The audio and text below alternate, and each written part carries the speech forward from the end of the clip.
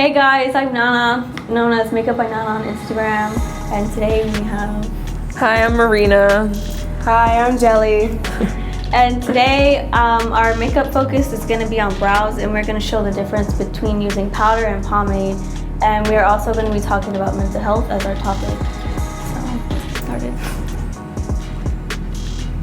Okay, so first Nana's going to explain what she's doing. I'm gonna use powder first. So yeah, you can. I mean, there's like different powders that they sell like specifically made for eyebrows, but today I'm gonna use eyeshadow. So yeah. Okay. So on mental health. So when you hear mental health, what do you think of? Like, what comes to mind? So with mental health, the first thing I think of is like depression and what people go through. Mm-hmm. Mentally, obviously, like things that go through in their heads that they don't speak about out loud. Mm-hmm. Right. Okay. So growing up, how was like your mental health wise? Like, was it affected in any way? Like, what were some things that you dealt with? So growing up, like I come from a big family, and so my parents had 6 kids together. Mm-hmm. So with having 6 kids, like coming from a big family, it's like, oh, you shouldn't feel this way because you have loved ones surrounding you all the time. Like, you have your siblings, you have your parents, this and that. But with that being said, also, it's like, even coming from a big family myself, there were times where I did feel alone a lot. Mm-hmm. And some of those times, like, I couldn't even express myself because I didn't want to, like, I guess ruin that image of like the relationship that I have with my siblings, where mm-hmm. people saw us as like, oh, like they're the cool siblings, like they get along all the time, and like even people would tell us like, oh, I wish I had siblings like you, and mm-hmm. it's like I didn't want to, like, it's not that we had an image, but the way people saw us, I didn't want them to think that, oh, like they're a family with a whole bunch of problems, you know? Right, yeah, that's understandable. And Nana, what about you? I don't know, this is like my first time really like not talking about it, but like I guess that people will know. So I don't really like talk about it to like my family. But it's kind of the same thing, like when you hear like mental health issues, like most of the time it's like, oh, you think depression. Right. Because I mean, if we're being honest, like a lot of people deal with it. Right. And you really don't even know mm-hmm. because people can hide it so well. I mean, and I did the same thing. Like, nobody knew where I was. Right. So when I hear mental health, you know, of course there's depression, but there's also other forms of it. You know, there's anger, there's, you know, bipolar disorder. That's a whole nother thing, but it is a part of mental health, you know. And with me personally, you know, growing up, I was, you know, kind of part of a big family, but living in the household, I had my mom, my dad, my brother, and then me. So it was just us 4.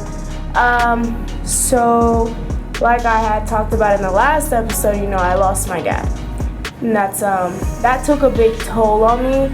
And fast forward a bit, once I got around maybe 12 years old, maybe a little bit younger than that, I got very depressed, and you know, I would always act very happy, you know, I just joke around, act like there was nothing wrong, but you know, deep down inside, you know, I was really, really like upset, and basically I had anger issues, like I was just very nonchalant, I didn't care, so a lot of that took a big toll on my mental health, basically. So yeah. So what is it that you're doing, Nana? I'm just cleaning up her brows right now. Okay. All right. So basically, so with depression, so let's go back to that. So what were some things that like caused it, or you felt like it caused it? So with growing up, coming from a big family, like we did go through a lot of things which can relate to a lot of people out there, that they have problems within their own family that they don't even like to talk about, because then they feel like, as a young person, like if I'm having problems within my own family, who else can I go to, you know? Mm-hmm. So that was like my big thing growing up, was that we did have a lot of family issues with my family. So growing up, I would say at the same age, it was started in 6th grade, so about 11, 12 years old, that's when it all started. So even though, like I said, I was surrounded by like so many loved ones and people that cared for me and everything, I still felt alone, and I felt like I was going through it alone.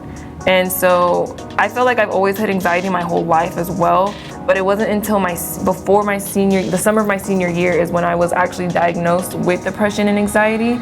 And so with like, the way it happened was, I guess when I get really, really angry is when my anxiety like kicks in for sure.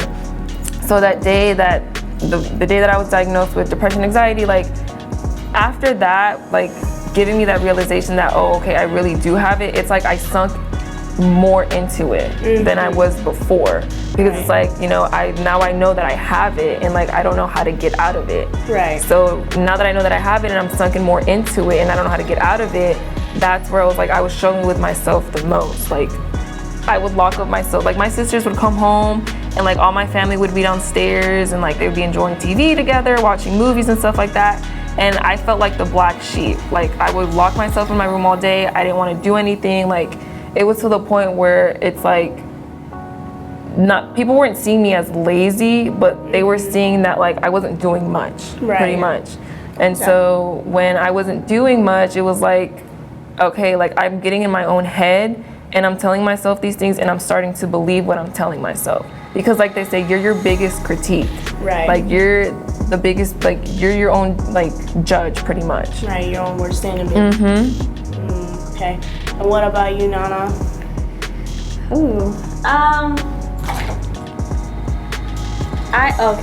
First before I start, I'm just gonna use some brow tint just to like go over the brow and kind of like define the hairs more.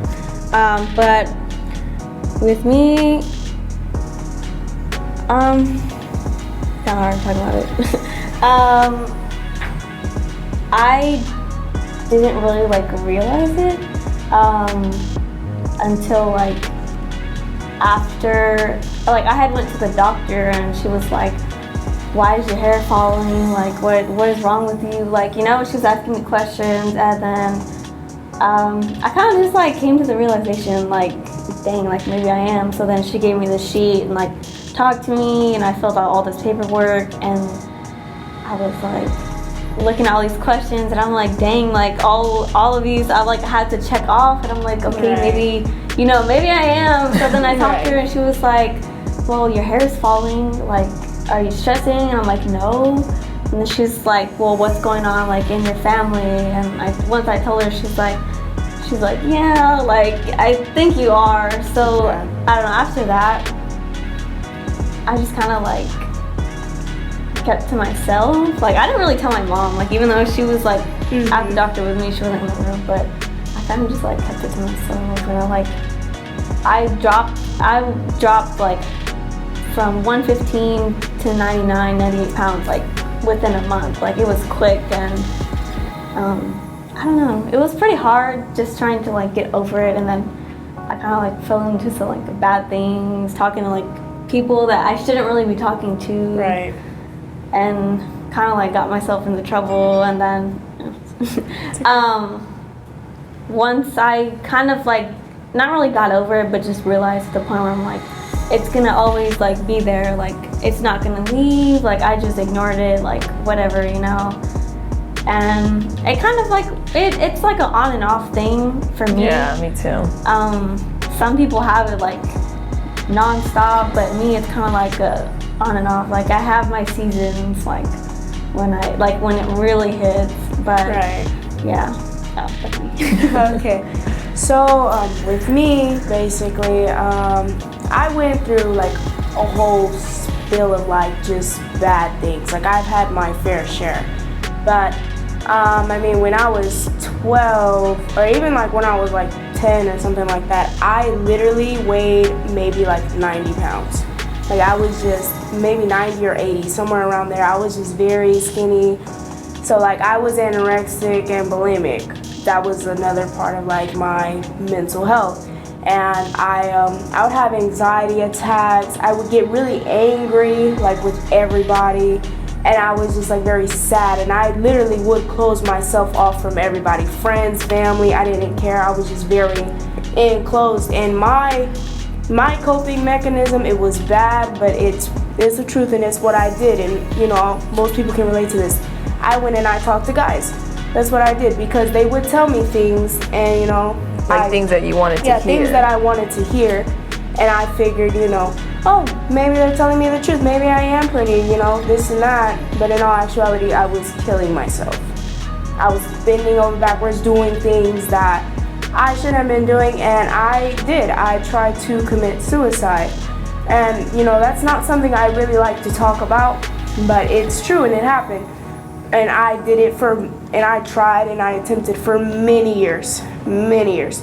And then finally I ended up writing a suicide letter at school, and that, you know, that caused a whole nother spill of things. And I was basically in a girls group, and I had a therapist. You know, they pulled me out of class. My grades were slacking, just everything was bad because my mental health, I got into my head so much. I let my thoughts basically control me so much that I just didn't care about anything at all. I just did whatever, and I didn't think there'd be a consequence for it, because, you know, I was like, well, I'm a part of this girls group.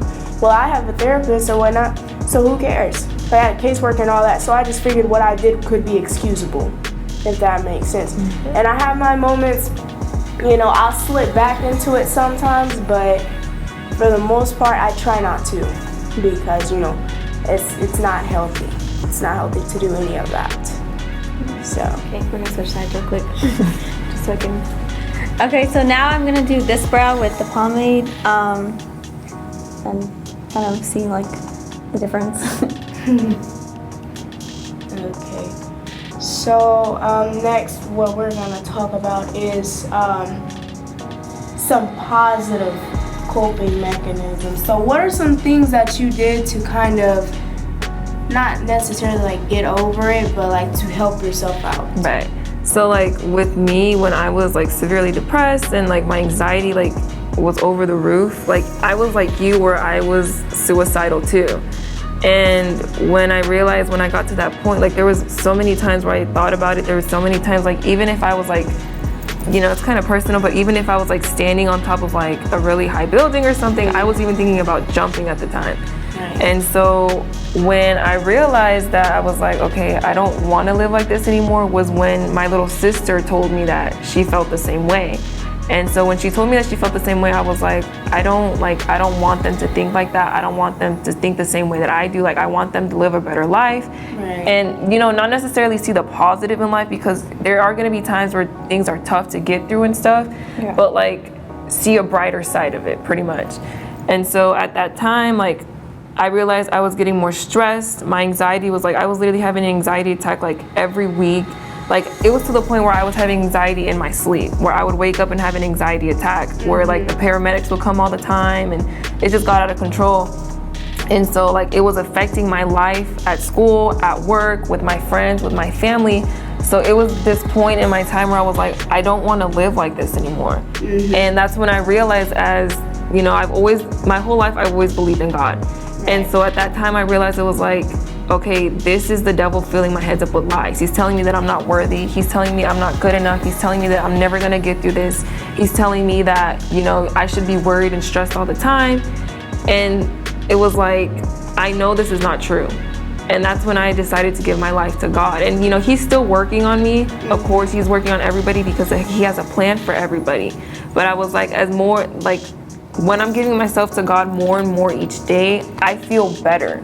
Right. So like I felt more productive. I was doing better in my job. I was doing better in school. I was doing better with my family, like my friends, even like it's to the point where I was going out with my friends more. Mm-hmm. But when I was going out with my friends, I realized I was doing things I wasn't supposed to do. Like I'm gonna be blunt. Like, for example, I was going out to the clubs, I was drinking, I was doing drugs that I wasn't supposed to do. And I know it's like not everybody knows about this, but it was to the point where I was like, I don't feel comfortable doing this. Mm-hmm. I don't feel comfortable doing this at all anymore. Like, this is not me. I don't know. Because what I was doing is I was trying to find satisfaction in worldly things. Right.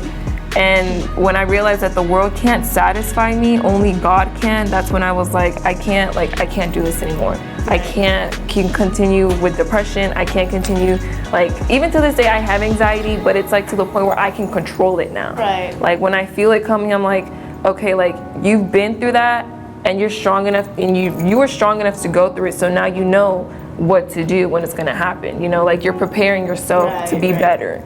But that was like the point in my life. I was like, I don't want to do this anymore. Like even to this day, like people might think I'm in denial when I say this, but even I tell myself every single day, like I don't have depression, I don't have anxiety. And when people bring it up, it's like, no, I don't have that anymore. Like you can't tell me what I have and what I don't have, because I know what I am, and I know who I am, and I know who God made. Like I know the woman that God made me to be.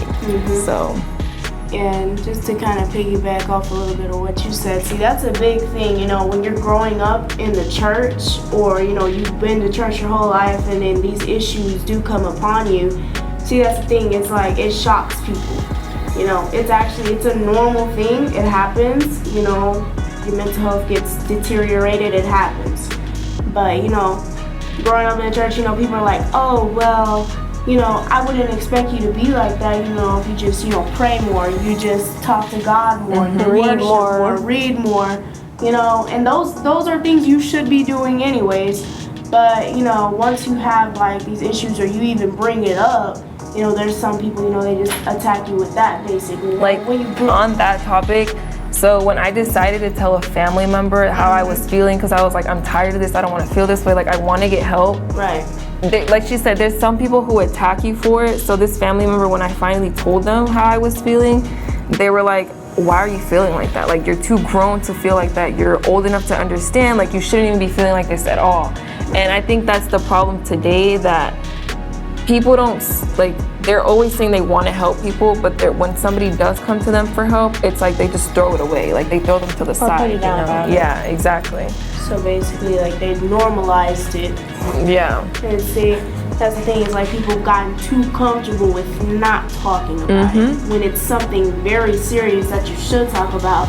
Because with, you know, with our situation, you know, if like, you know, we did end up going through with our thoughts, you know, wouldn't even be here. Exactly. So Nana, so on to you, what are some things that you know, helped you through it, or is helping you through it? I kind of, like, I mean, I don't know, it's different for everyone, but for me, I had to, like, actually open up about it to someone. Because, like, the more you hold it in, and the more, like, not even just with depression, just with, like, anger and, you know, other things, the more you hold it in, the more it's just gonna eat you up, and, you know, you don't help yourself get any better. For me, I just had to come out with it. I mean, it's not easy in any way to, like, really talk about that, or just be open in general to anybody.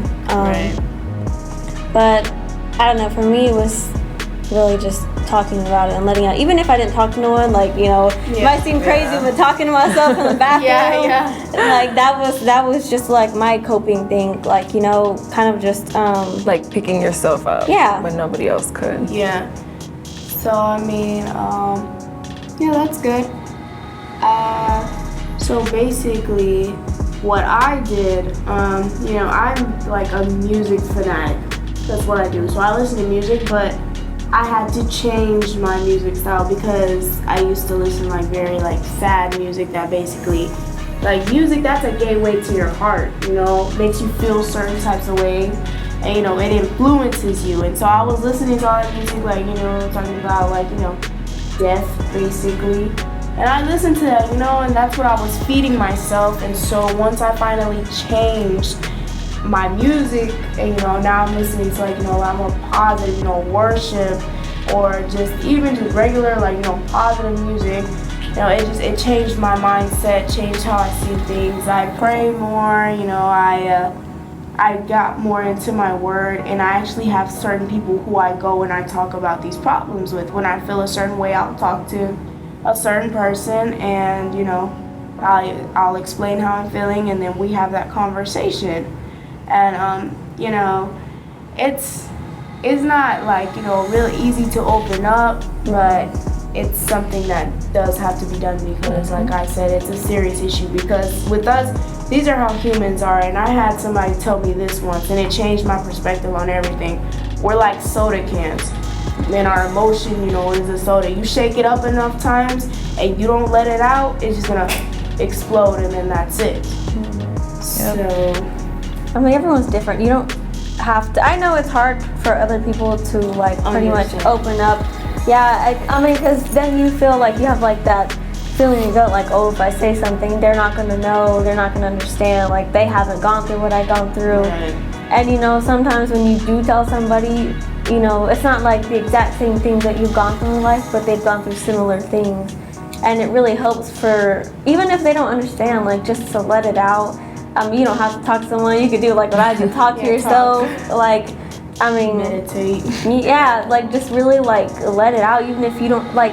I like to say it out loud, like when no one's home. Like I'll just like let it out, like say it out loud, so I know that I'm getting it out, even if it's talking to the wall, talking to my pillow. Like you're letting it out. I mean, and if you can't, like if you're in the situation where you don't want no one to hear, like you can't be alone, just say it in your mind, like, or in the shower, like put some music on, no one can hear you, just like let it out either way. It has to be, write it. I used to write sometimes too, like it just needs to be said out and let out. Because, I mean, like I said before, the more you hold it in, the more it eats you up. It's true. And you like start, not like, like you hurt yourself mentally more and spiritually, like not emptying everything out. Like your spiritual mentality is gonna change quick the more you like hold it in, get more angry, like you don't tell no one like, oh, I hate the world. You become this bitter person that you really don't want to be. And I've been there, and I have my moments sometimes where I do slip back into that person, and I, you know, have to remind myself like, hey, that's not who you are anymore. Yeah. You know, like that was you, but now you're somebody totally different. And see, my thing is what I do is because I write music and I write poetry. So, you know, I really had to get back into doing that again because I slipped back and I, you know, slacked off for a bit. But, you know, that does help because writing is basically a form of expressing yourself, or even like how now I'm doing makeup, like that's a form of expressing yourself. Just dancing, singing, acting, just whatever makes you feel good. That is a positive mechanism. Yeah, like a safe place. Yeah, safe place. Yes, your safe place.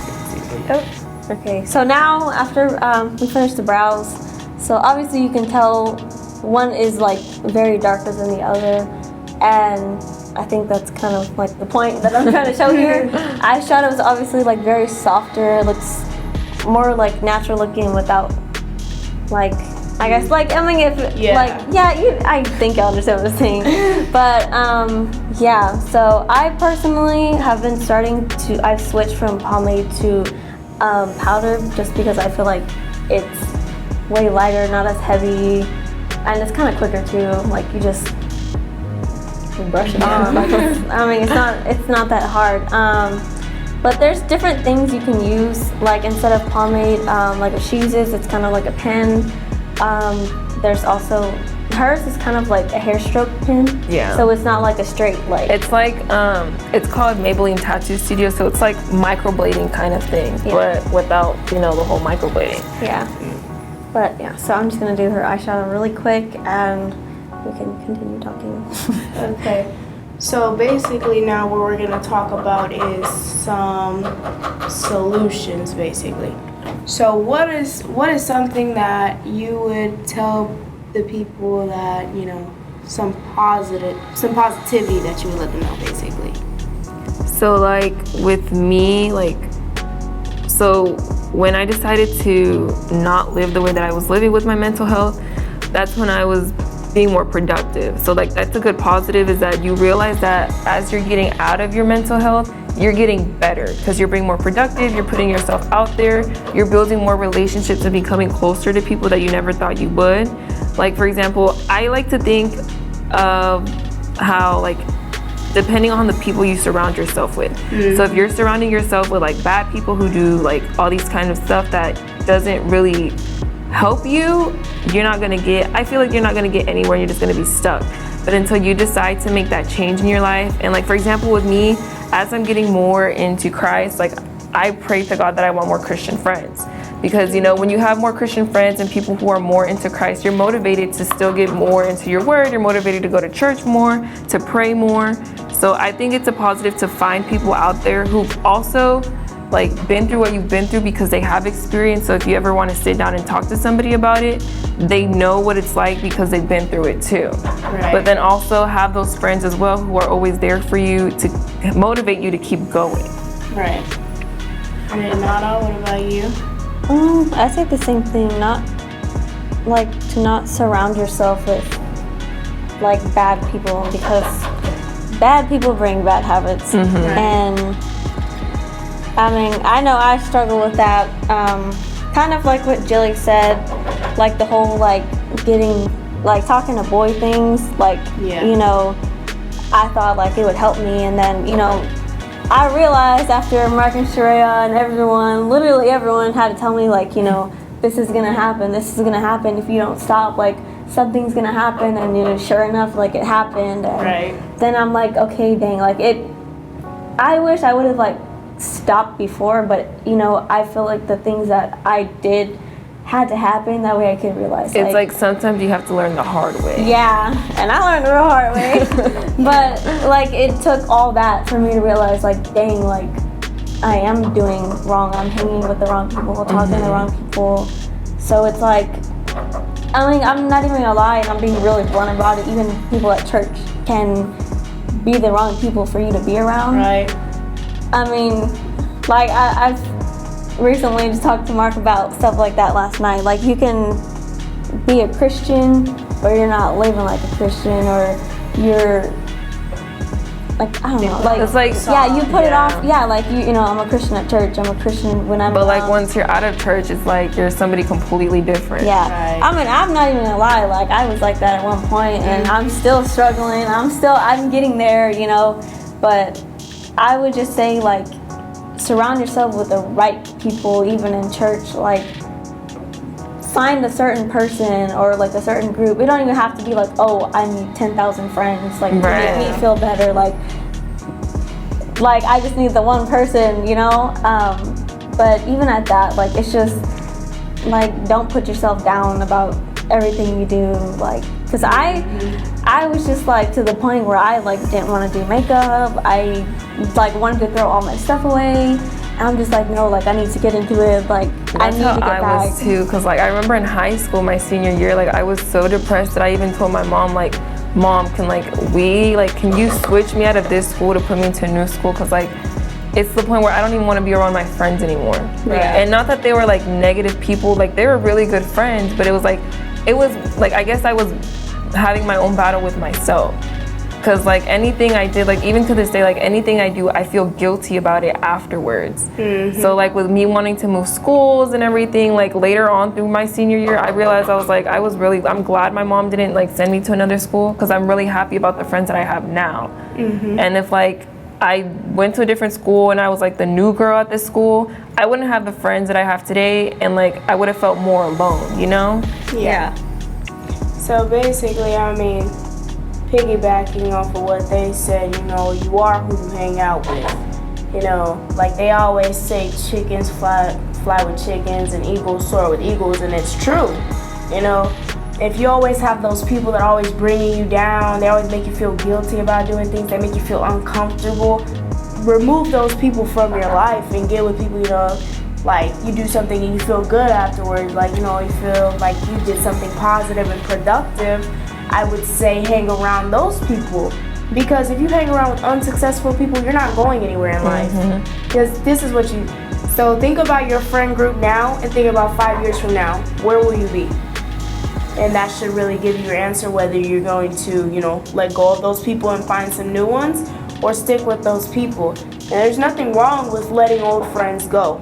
There's nothing wrong with that at all, because it's going to actually benefit you in the end. There's a lot of people I had to let go because hanging around them, it got me in so much trouble, and my mentality wise, it was so negative. Like everything, like I had a negative outlook on everything in life.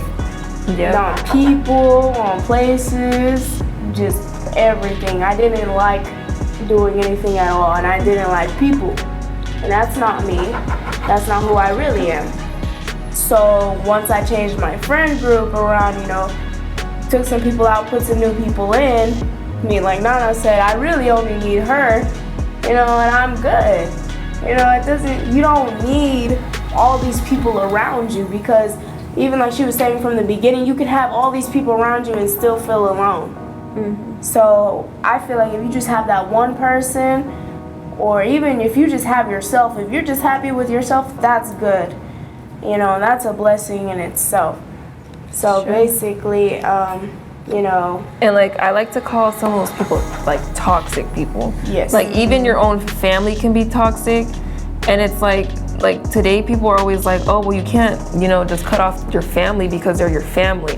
But if they're not bringing anything good to your life, like if they're dragging you down and like making you feel bad about yourself in general or things like that, then I would say like get rid of them. Because if they're not gonna help you in your upbringing, what makes you think that they're gonna support you in anything you do? Right. So yeah. So basically, my thing, what I would do is just, really actually, get into your word, talk to God, change your mindset. Let Him change your mindset. Mm-hmm. Let Him change the way that you view things. Let Him into your heart. So, what are you doing, Nana? I'm just finishing up her eyeshadow. Okay. I said kind of a natural look, if we're not going all out. Okay, so last thing. All right, so if anybody, or you could give anybody out there a word of advice that you wish somebody would have gave you back then, what would it be? I would say you're not alone. You're never alone. Even if you think you are, you're not. Because with me, like I said, like even if I come from a big family, there were a lot of times where I did feel alone. But like God is with you anywhere you go. Anywhere you go. It doesn't matter who you're with, what you're doing, He's with you. And they say like once you become a Christian or like you give your life to God, it's like it's gonna be easier because God's gonna bless you with this, God's gonna bless you with that. And yeah, God's gonna bless you in many ways, but also think about that it's not gonna be easy because you're gonna be tempted. There's people in your life who are gonna want you to fall back to your old ways. There's so many things, but what I'm telling you is that you're not alone, because even through the hard times, God is holding your hand, telling you that you're gonna get through it. And Nana, what about you? Kind of the same thing, like, you're not alone, even though like you feel alone, you're not. I mean, that's what I wish. I mean, like I know I got told that, but like mentally, I wish I thought that. Right. Right. So mine would be, I have plenty of things I could, just ramble on about because I've been through it all. But basically, like they said, you're not alone. You're loved. You are special, you are unique, you are beautiful. If guys are watching this, you're handsome, you're individual, you're one of a kind, you are unique, and there's nobody out there that's like you. So another word of advice, stop trying to be somebody who you're not. That's true. That can also, for sure, mess with your mental health. That's one big thing I wish a lot of people told me, but me personally, what I wish I would have believed and what I would have taken from that is you're beautiful, you're loved, and then stop trying to be who you're not, because you're not impressing anybody. So, yes, I mean, it's just, tough love, but it's something that has to be talked about. Yeah, it's the truth. Yeah. Something that has to be talked about, I would say like try to challenge yourself in doing something different. Like if you're insecure, if you're not feeling confident in what you're doing, wake up every morning if you have to, and write, if you have a mirror, write on your mirror, I am beautiful, God created me, things like that, anything positive. Or like go out there, like for example with me, I've been trying something new to where I'll drive around, I'll sit in a random parking lot, and I'll just sit there and talk to God as if he's like literally sitting right there next to me as a friend. Like I'll literally let him know everything. And like I'll take my Bible out there, I'll have like my little time with God, reading his word, try to gain understanding from his word, but also like not imagining him next to me because I know he's next to me, but like imagining his figure sitting next to me as I'm talking to him. And that really helped, like that really helped me. Something positive you would like the people to do? I mean, kind of the same. Like I've said before, really like let it out or try to, yeah. I mean, just like surround yourself with good thoughts and not letting the bad thoughts keep like messing with your head, and just like positive things. Like don't watch sad movies, don't listen to sad music, like eat better. I mean, your eating has to do with your like mental health as well. Right. I mean, it has to do with everything that you do. I mean, if you need to go walk outside, walk, if it's raining, it's not raining, like go, like do something. Like if you're somebody who doesn't clean your room, like start today. Because even with like a messy room, like you feel more like congested, I guess you could say. And then after you do it, you're like, yeah, exactly. Like you feel good about yourself afterwards. Yeah, so my thing is just change your habits. You know, if you might have like all these bad habits that you do within a week, but just take one day. All it takes is just one day, you know, you just do positive things that whole day. Whether it be writing, listening to music, what they said, you know, of course, talking to God, you should do that every day. You know, read your word. You don't even have to read the word like all day, you know. Even if it's just a verse. Yeah, just a verse, you know, something. Just to start somewhere, Yeah, start somewhere, do something positive, things of that nature, you know. You should be good. All right. Well, this is the final look. But yeah, so make sure to follow Get Rep Students on YouTube, subscribe, and on Facebook, and comment. Comment like what you would want us to talk about next, or just in general. So subscribe and follow us on Facebook and Instagram, all at Get Rep Students. Yeah. So. All right, we love you guys so much. Thanks for tuning in. We'll see y'all next time. Bye.